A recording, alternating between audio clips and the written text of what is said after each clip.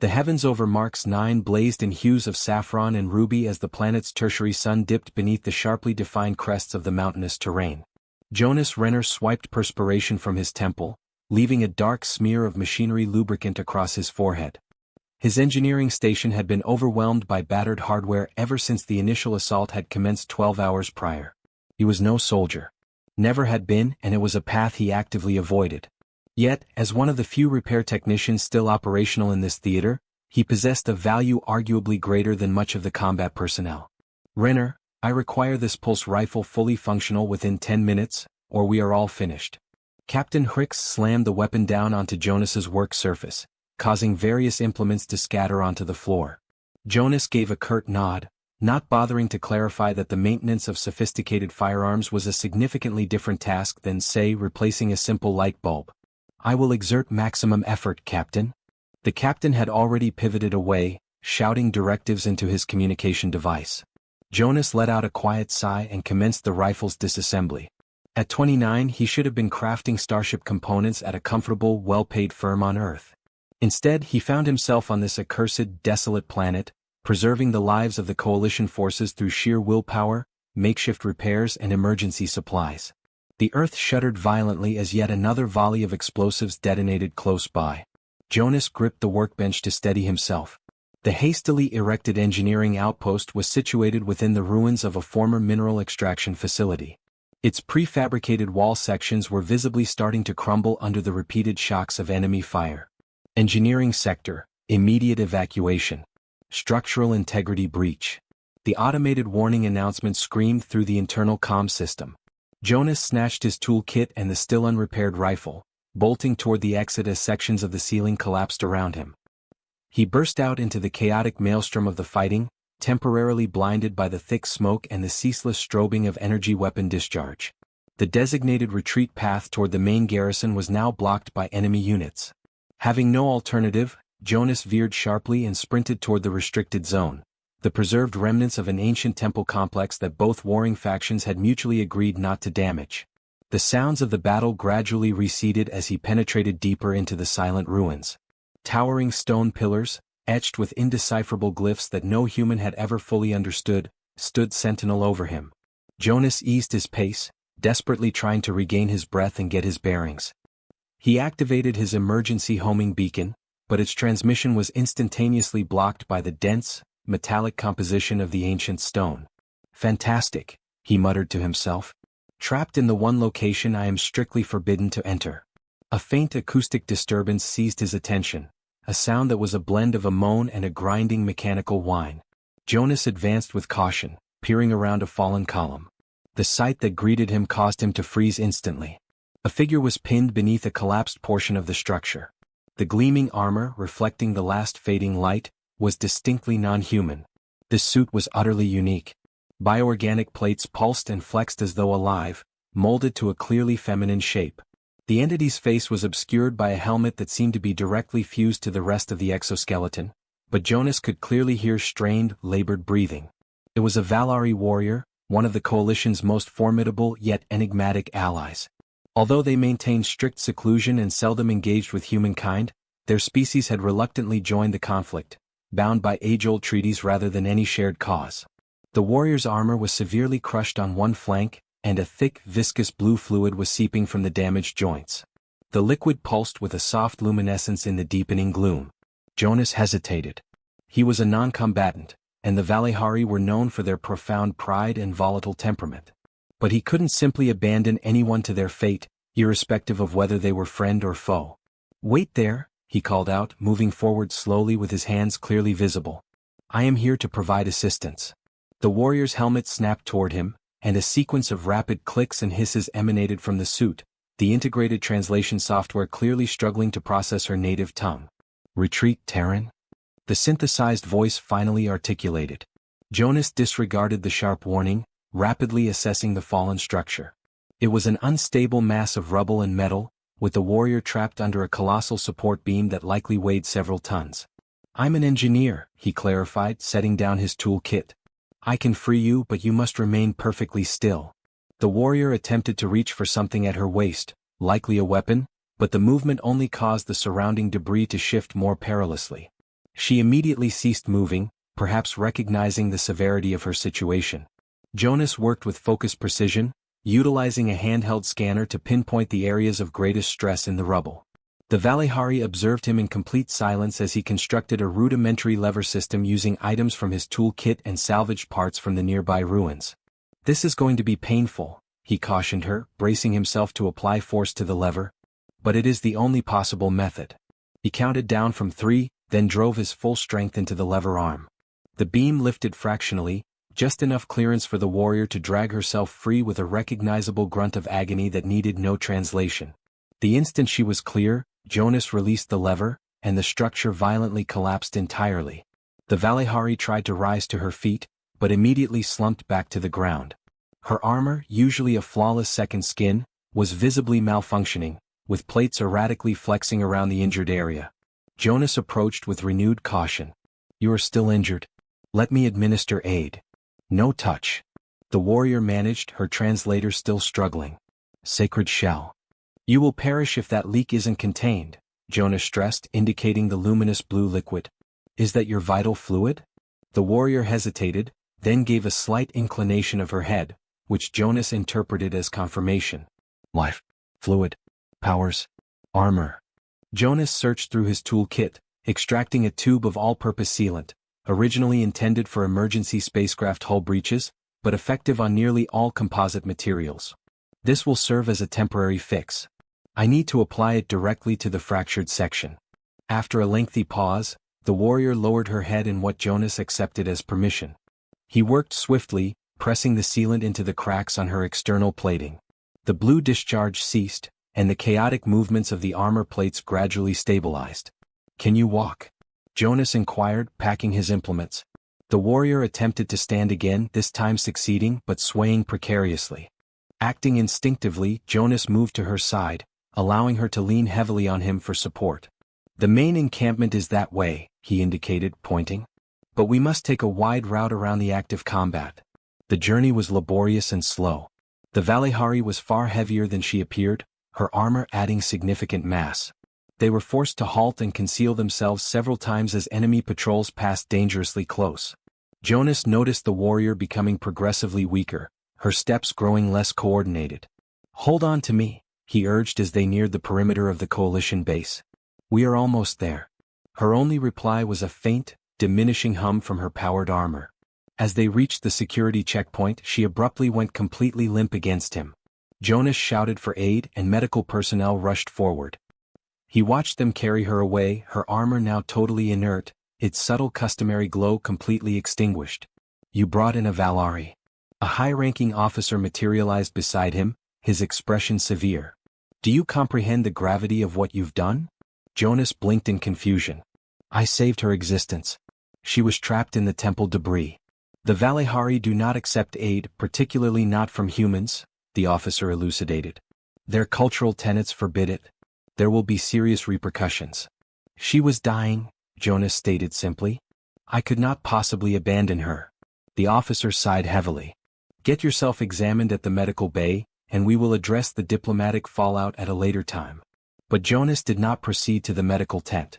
Instead, he found himself outside the isolation unit where the Valihari warrior had been taken. Two of her species stood guard nearby, imposing figures clad in the same living armor, though theirs was unblemished and vibrant with energy. "How is she faring?" Jonas asked one of the guards. The guard regarded him silently for a long moment before answering in remarkably clear English. "She survives. Our healers are working to mend her chassis and her body." "Will she recover?" "That is not your concern, Terran." Jonas knew he should have left immediately. But a combination of curiosity, deep concern, or perhaps sheer obstinance kept him rooted to the spot. He located a nearby vantage point from which he could see the tent's entrance and settled in to wait. Hours drifted by. The base buzzed with renewed vigor. Combat units returned from the front while others mobilized for immediate deployment. Nobody spared a glance for the solitary engineer maintaining his silent watch outside the Valihari medical isolation tent. As the night descended, bringing with it an aggressive, bone-chilling cold, Jonas remained hunched in his field jacket. He must have drifted off because he jolted awake to find one of the Valihari guards standing directly over him. "You are the one who recovered CA from the derelict structures," the guard stated, his voice a low, steady rumble. Jonas nodded, rising stiffly to his feet. Is that her designation? CA? The guard offered no direct answer. She is now in stasis. The healing cycle has commenced. You must return to your own cohort. Will you relay a message to her? Jonas hesitated, unsure of the appropriate sentiment. Just tell her I hope her recovery is swift. The guard tilted his head slightly, a gesture that seemed almost human. You have interceded in matters that transcend your understanding, Terran, but your purpose appears to be honorable. Depart now. Jonas had no choice but to comply, though he stole several backward glances at the tent as he walked away, preoccupied with the warrior whose life he had intervened to save. The subsequent days were consumed by a whirlwind of activity.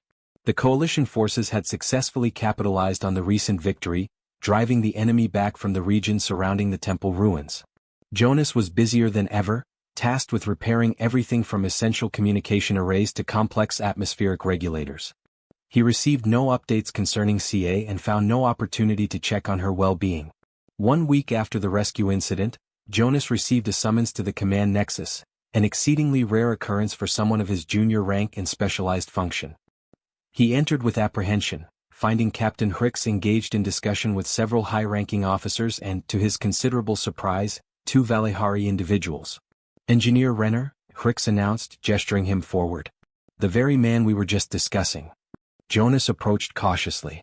Sir, it appears you have caused quite a diplomatic commotion among our allies, Hrix said, indicating the Valihari presence. This is Commander Vexthal of the 7th Claw Division.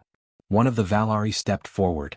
Unlike the guards Jonas had encountered, this warrior's armor bore intricate engravings and additional components that appeared ceremonial rather than tactical.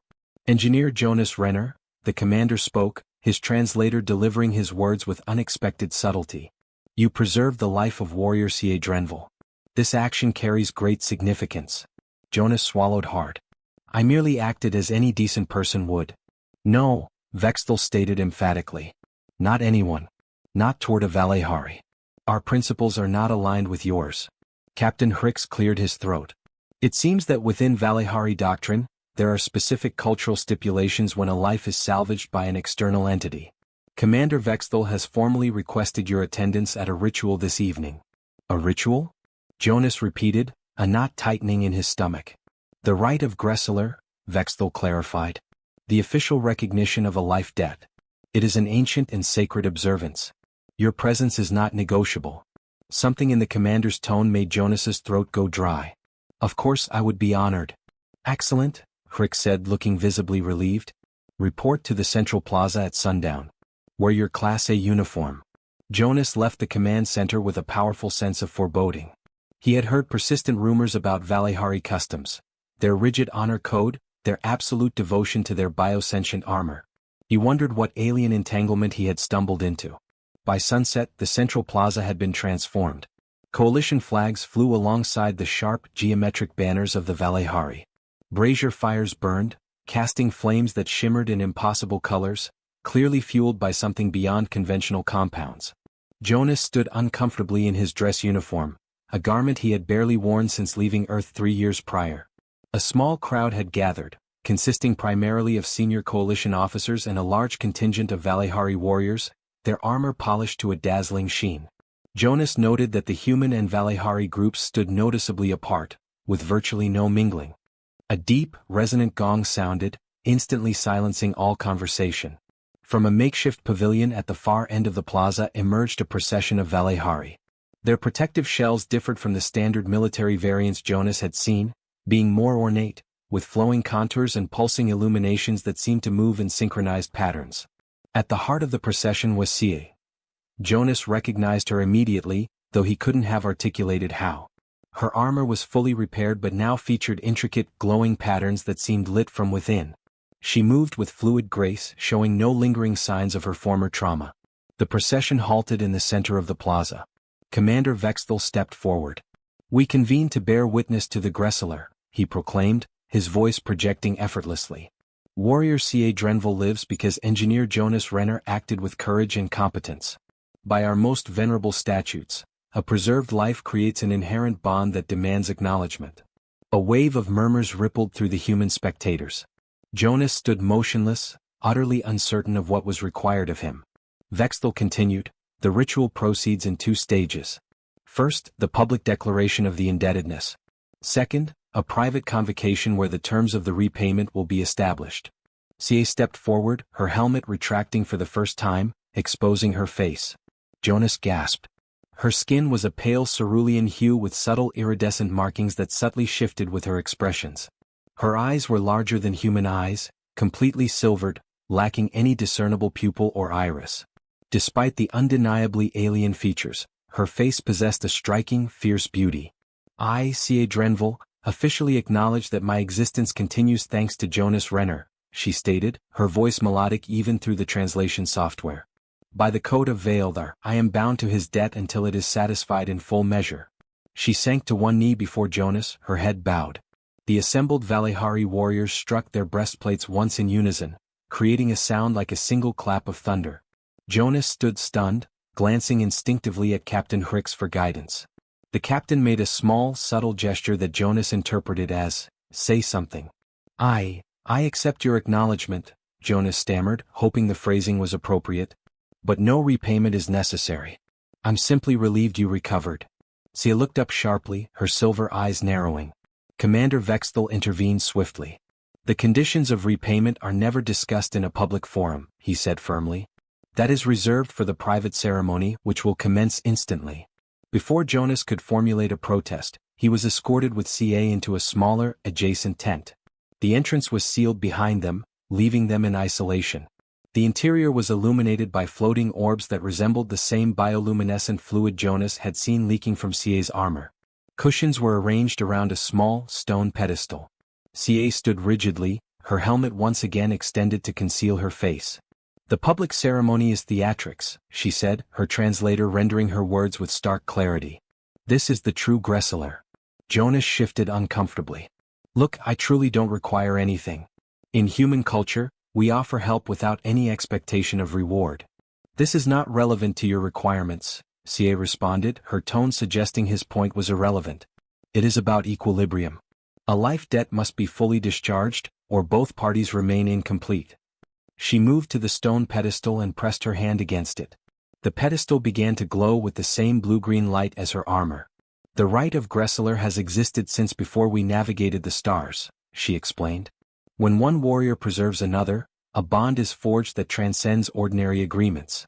In ancient times, the rescuer gained the authority to demand anything in return: territory, weaponry, even the life of the saved warrior to be expended as they saw fit. She turned to face Jonas completely. Our laws have been refined, but the core tenet persists. The debt must be settled with something of equivalent value to an existence. Jonas nervously swallowed. I'm not a warrior. I do not comprehend your protocols. No, Ca agreed. You are not Valihari, but you acted with a warrior's resolve when you liberated me. The debt remains. She approached him slowly, her ceremonial armor gleaming in the subtle light. Up close, Jonas could discern intricate patterns etched into every plate, perhaps histories or sacred writings. Jonas Renner, she said formally. By the code of Vaildar, I ask, what is your deepest desire? What will you accept from me as full repayment for my life? The query hung heavy in the air between them. Jonas's mind raced. What was the correct response? He genuinely wanted nothing from her. Certainly nothing that equaled the value of a life. I truly don't desire anything, he tried again, a desperate plea in his voice. Ca tilted her head, the movement conveying a flicker of frustration despite the hidden face. You must make a demand. If the debt remains outstanding, I am bound to you until it is resolved. Such a permanent obligation would be arduous for both of us. Jonas ran a hand through his hair, thoroughly flustered. The entire predicament was absurd. He was a simple engineer who had been in the right place at the right moment. Now he was trapped in an alien ceremony with consequences he could not fathom. Fine, he relented, attempting a weak, tension-breaking joke. If I am compelled to request something, then I want you. The words escaped before he could fully process their implications. It was a flippant remark, the sort of sarcastic banter he might use with his engineering peers. But the instant he spoke them, he realized the magnitude of his error. Ca became utterly motionless. For several agonizing seconds, she maintained perfect silence. Then, to Jonas's overwhelming dread, she sank to her knees before him. Her hand moved decisively to her chest module, pressing a central sensor node. With a soft sequence of clicks, the ceremonial exoskeleton began its process of disengagement. "Stop!" Jonas cried out, a wave of panic washing over him. "That was intended as a jest. I did not genuinely mean it." "I have taken an oath by the code," Siedrenville responded, her voice profoundly solemn. "The armor unveils itself when the heart is presented." Piece by piece, her elaborate plating was detaching. The segments did not drop but seemed to fold in upon themselves, vanishing into the main chassis piece located on her chest. Jonas stood paralyzed, utterly mortified by his disastrous misunderstanding. "Please desist," he pleaded desperately. "I was only making a joke. It's a mechanism humans use when we are uncomfortable. I do not desire that from you." Sia's hands froze. Her helmet retracted, once again revealing her face. Her expression was completely unreadable to Jonas's human perception, yet the taut line of her mouth suggested profound offense. "You ridicule the Gressler," her voice was glacial. "You regard a life debt as a source of petty amusement?" "No," Jonas protested quickly. "I simply did not comprehend. In my society we lack rituals of this gravity." I was at a loss for words. "And therefore you chose to dishonor both of us," Sia concluded. She sprang back to her feet, her armor rapidly sealing and reforming around her frame. "I offered you the extent of what a Valari can bestow, my allegiance, my service, even my physical form. And you treated it like a frivolous quip." Jonas felt a wave of nausea and guilt. "I apologize. I genuinely do. I failed to grasp the sacred significance." "No," she agreed coldly. "No, you certainly did not." Before he could offer any further explanation, she spun on her heel and moved toward the tent exit. "The obligation remains unsettled," she announced. "Until it is resolved, I am bound by my vow to remain in your proximity, though I am not required to engage with you." This, she explained, was the mandate of Gressler when a rejection occurs. With those words she departed, the tent flap falling shut behind her. Jonas remained isolated, the floating illumination within the tent dimming as if mirroring his distress. When Jonas eventually emerged, the plaza was nearly deserted. A handful of officers lingered, regarding him with looks ranging from curiosity to severe disapproval. Captain Hrix approached, his demeanor grim. "What exactly transpired in there, Renner?" "The Valehari delegation appears to be on the brink of withdrawing entirely from the coalition." Jonas winced. "I made a severe blunder, sir. A cultural misinterpretation." "Rectify it," Hrix ordered bluntly. "Whatever damage you caused, reverse it. We need the Valari in this conflict." "I will attempt to, sir," Jonas promised, though he had absolutely no strategy for amending his catastrophic error. Over the ensuing days, Jonas dedicated himself to learning everything accessible about Valehari culture. He accessed the limited data available in the Coalition database and cautiously sought out a Valehari communications officer who appeared less overtly hostile than others. What he uncovered only compounded his remorse. The rite of Gressler was among the most sacred traditions in their entire civilization. When a life was preserved, the saved individual traditionally offered their rescuer a choice of 3 forms of repayment: loyalty, exclusive service for a defined duration; knowledge, confidential secrets or restricted technology; or self, a complete surrender of autonomy, traditionally for a year and a day. When Ca had initiated the process of removing her armor, she hadn't merely been offering her body, as Jonas had mistakenly presumed. The living armor of the Valehari was neurally integrated with their nervous system, a second skin that shielded not only their physical form but intrinsic aspects of their consciousness. To shed it before another was the ultimate demonstration of trust and vulnerability. And he had mocked it. Worse, he had rejected her offer without presenting an alternative. They were now entangled in an unresolved debt bond. Ca was obligated by ancient law to stay within a specified range of him until the debt was satisfied, yet strictly forbidden by custom from initiating any communication. Jonas occasionally sighted her around the base, always at a distance. She had resumed her military duties but was clearly ostracized from her own peers. He made several attempts to approach her, but she invariably moved away before he could get within speaking range. 2 weeks following the failed ritual, Jonas was working late in the engineering bay when a siren blared across the camp. Enemy forces had successfully breached the perimeter in a sudden nocturnal assault. As non-combat personnel, Jonas was required to report to the designated shelter areas, but he was mid-repair on a vital communications array. "Just 5 more minutes," he muttered to himself, his hands remaining steady despite the distant sounds of intense fighting. The doors to the engineering bay hissed open. Jonas looked up, expecting security staff ordering an evacuation. Instead, CA stood there, fully clad in her combat configuration. "You must depart immediately," she stated without preamble. "The adversary is specifically targeting this sector." Jonas blinked in surprise. "I only need to conclude this repair. Communications will be down across the entire Eastern Front if I don't." "They will be irrelevant if you are deceased," she countered. "The debt remains unpaid. I cannot permit you to risk your person." Understanding dawned on Jonas. "You are not here under orders. You are here because of the life debt." CA said nothing, but her silence was definitive confirmation. Jonas sighed and began gathering his tools. "All right, I'm coming." They had just reached the entrance when an explosion tore through the structure.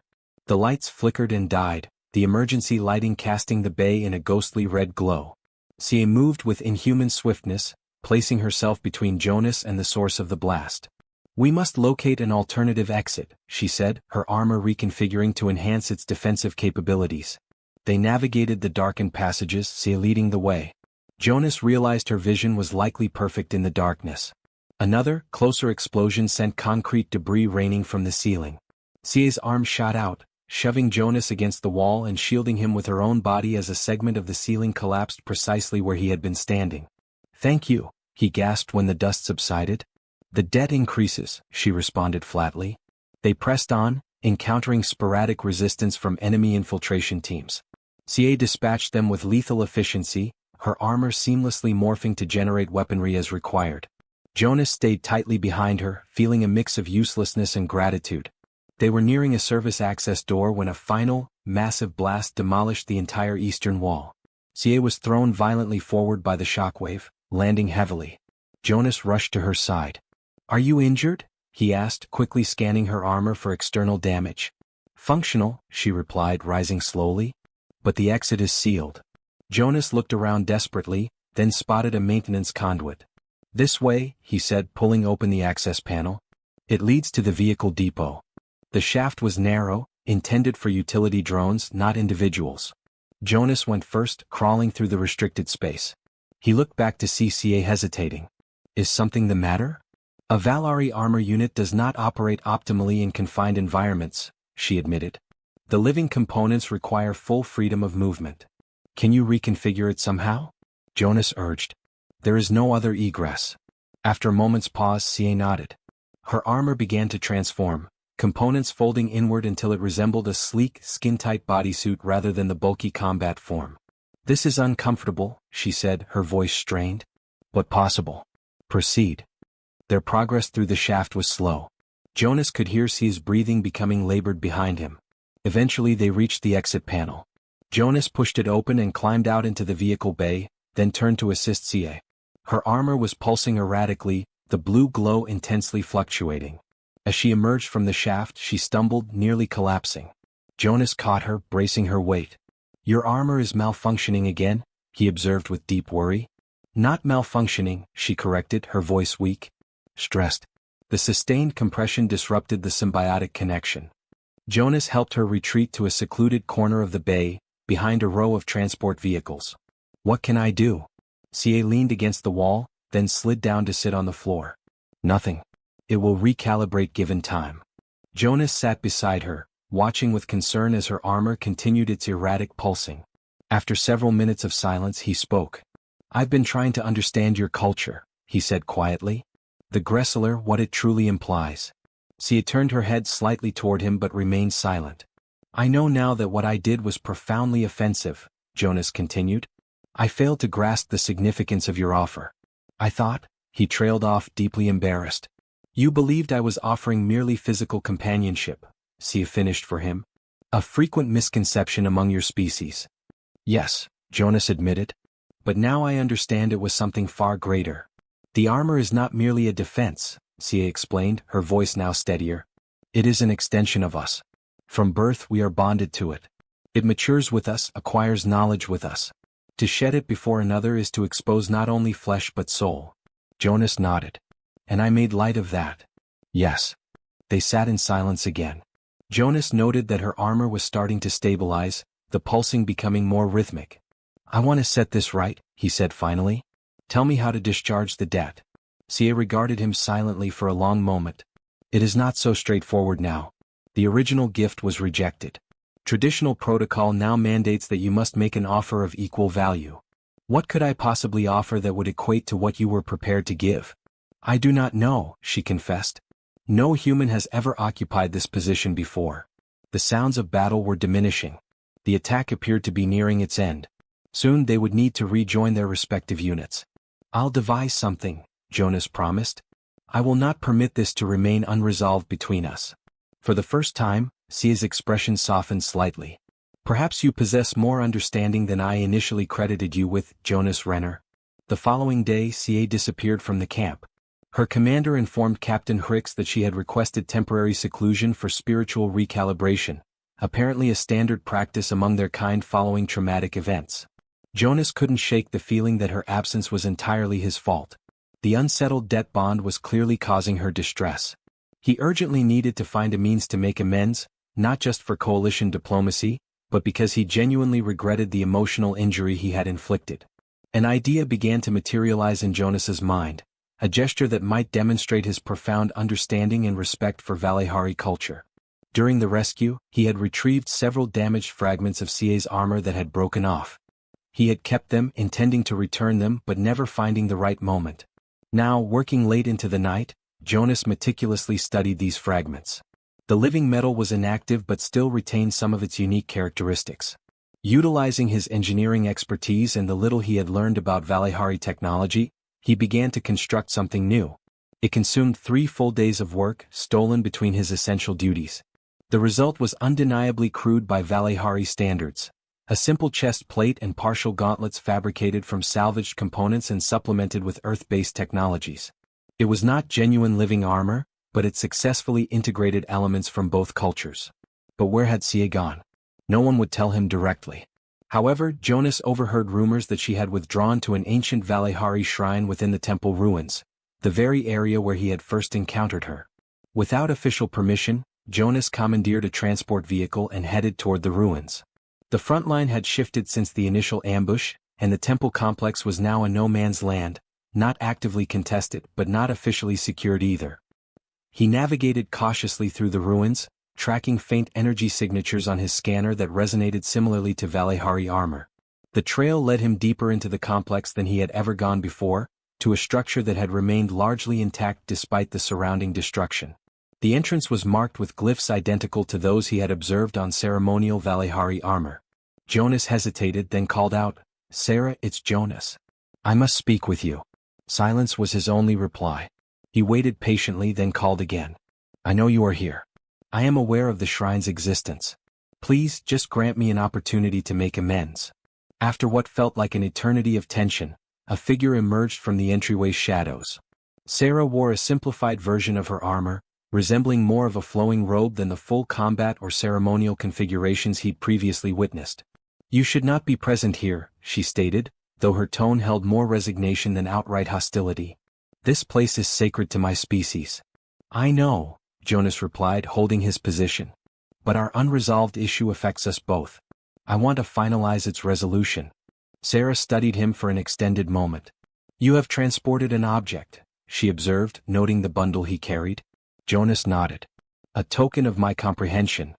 May I approach?" After a negligible pause, she gave a nod. Jonas advanced slowly, stopping at a respectful distance. He unwrapped the bundle, revealing the makeshift armor he had fabricated. "I understand it is not proper Valari armor," he said quickly.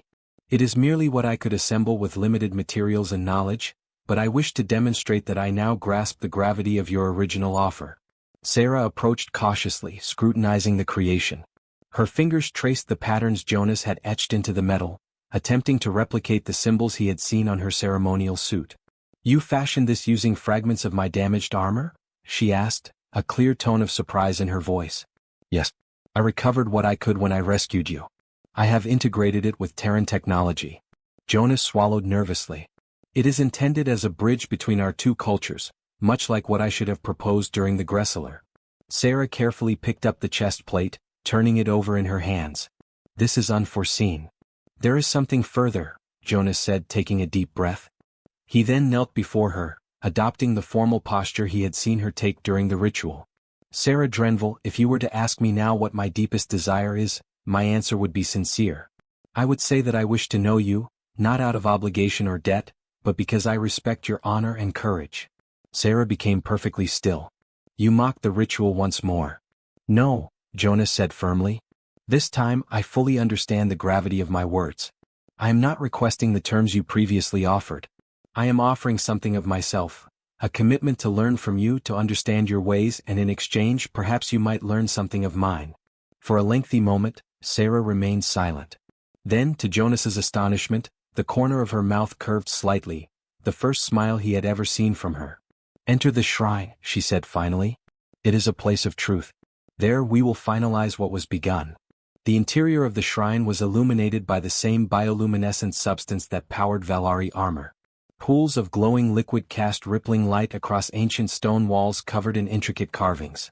At the center stood a simple pedestal, similar to the one from the ritual tent, but clearly far older. This is one of the few surviving shrines of the armor givers, Sarah explained, her voice lowered. The ancient ones who first bound our species to the living metal. Here, vows are made that cannot be broken. She placed the armor Jonas had created on the pedestal. It looked rough and rudimentary compared to the shrine's ancient majesty, but Sarah treated it with reverence. You have forged something unique, she said. Neither entirely Valehari nor entirely Terran. Perhaps this is befitting for the bond between us. What happens next? Jonas asked, feeling uncertain. Sarah turned to face him. Now we speak unadulterated truth. Without ceremony or misconception, the debt remains. What would you request of me, Jonas Renner? Jonas took a deep, steadying breath. This time there would be no levity, no evasions. When I encountered you in the ruins, I did not know who or what you were. I only recognized that someone required help.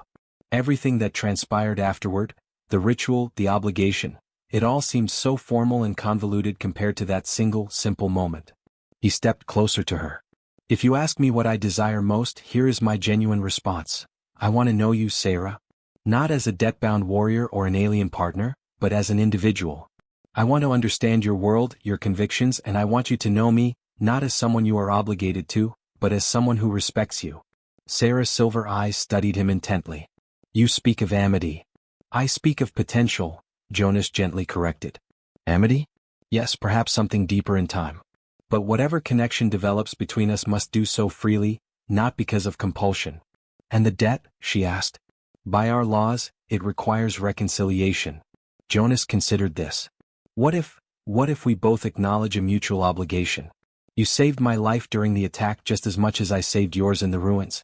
Let us both recognize that we are now connected, but that neither owes the other. Sarah was silent for a prolonged moment. Then she placed her hand on the pedestal beside the armor Jonas had created. In the old histories, she said softly, there is a rare form of Gressler called the mirror debt, where two warriors save one another in the same conflict. Neither is owed, yet both are bound. Is that conceivable for us? Jonas asked hopefully. It has never been enacted between a Valehari and a human, she admitted. But then, much of what has transpired between us is without precedent. She gestured toward the armor. Put it on. Jonas blinked in surprise. What? The armor you crafted. Wear it.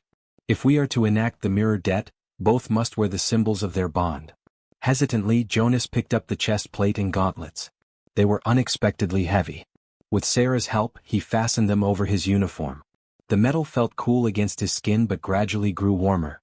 It feels sentient, he said with awe. It remembers, Sarah explained. The fragments retain echoes of their former purpose. Once the makeshift armor was secured, Sarah stepped back. Her own armor began to shift, reconfiguring into what Jonas recognized as her ceremonial configuration. But this time, there was a subtle alteration.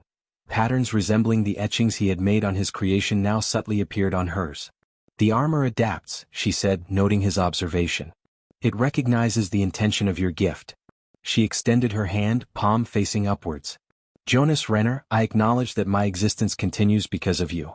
By the mirror debt, I offer not servitude but partnership. Jonas placed his hand in hers. The gauntlet he wore seemed to resonate with her armor, a faint hum passing between them. Sarah Drenville, I acknowledge that my existence continues because of you. I offer the same partnership, freely given. As their hands clasped, the bioluminescent pools around the shrine pulsed with increased brightness. Sarah's armor began to shift again, plates retracting from her face and hands, but this time the movement was controlled, deliberate, not an offer of submission but a gesture of trust. The true meaning of removing armor, she explained, is not surrender but connection. We shield ourselves from the world, from each other. To lower those shields is the inception of understanding. Jonas looked down at his crude gauntlets, then back at Sarah's partially revealed form. I don't possess much armor to remove, he said with a small smile. But I understand the meaning. He unclasped the chest plate, placing it carefully on the pedestal beside them. No shields between us. No debt. No obligation. Just truth. Sarah's silver eyes seemed to glow in the shrine's dim light. So it is executed. The mirror debt is acknowledged. Their hands remained clasped, human fingers intertwined with the partially armored hand of a Valihari warrior. Around them, the ancient shrine pulsed with light, as if approving their unconventional bond. What happens now? Jonas asked quietly. Now, Sarah tilted her head, a gesture he was beginning to recognize as thoughtful consideration. Now we return to our duties. There is still a conflict. But we return altered, connected. And afterward? Jonas couldn't help asking, when the fighting is concluded? For the second time, Sarah smiled, a genuine expression that transformed her alien features into something Jonas found inexplicably beautiful. Afterward, she said, we discover what it signifies for a human and a Valihari to traverse a shared path. It has never been accomplished before. I enjoy the sound of that, Jonas replied, smiling in return. Something new.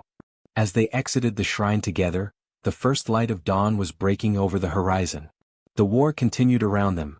Distant explosions marked ongoing skirmishes, and the sky was etched with the contrails of orbital engagements. But between them, something fundamental had changed. Not the elimination of all barriers, those would fall gradually with time and trust, but the acknowledgement that such removal was possible. Sarah paused at the entrance to the ruins, looking out at the battlefield that had brought them together. Among my people there is a saying, the strongest armor is that which knows when to yield. Jonas nodded, fully understanding. On Earth we say something similar, the bravest heart is one that dares to be vulnerable. Perhaps our peoples are not so divergent after all, Sarah observed. Perhaps not, Jonas agreed. And where differences persist, we will construct bridges, like that makeshift armor, until we achieve mutual understanding. Sarah touched the ceremonial plates of her armor, which still bore the subtle echoes of Jonas's design. The war will conclude eventually. What we have begun here may endure long after. I hope so, Jonas said simply. They walked side by side toward the coalition camp. A human engineer and a Valihari warrior, neither fully armored nor completely exposed. Between them lay not obligation but possibility, not debt but promise. In a galaxy ravaged by conflict, they had discovered something truly worth preserving, the courage to lower one's shields and genuinely see another. And it had all commenced with a misunderstood jest and the removal of armor, both literal and metaphorical. Jonas smiled at the thought. Sometimes the universe had a peculiar sense of humor.